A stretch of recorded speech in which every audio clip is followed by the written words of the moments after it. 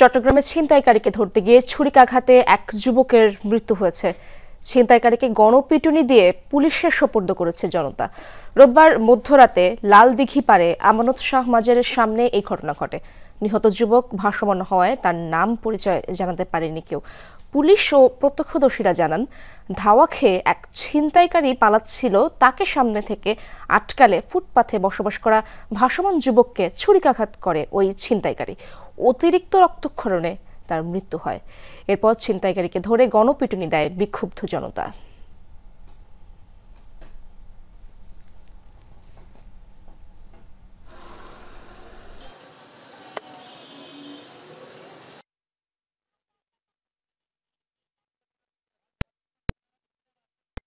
কেউ ফিরায় নাই, কেউ থামায় নাই, এরকম জায়গার মধ্যে একটা লোক মারি ফেলাইলো, কে ফিরাইবো?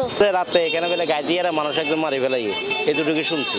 আমরা এসে এখানে দেখলাম যে রক্ত আছে, এগুলাই দেখলাম আর কি। এইটাও টোকাই সেইটাও টোকাই, এখন কারা মারছে তো এটা তো আর বলতে পারি না। যে ছুরি মারছে পরবর্তী তাকে আমরা আটক করেছি এবং আটককৃত ব্যক্তির নাম শাহেদ বলে জানাই।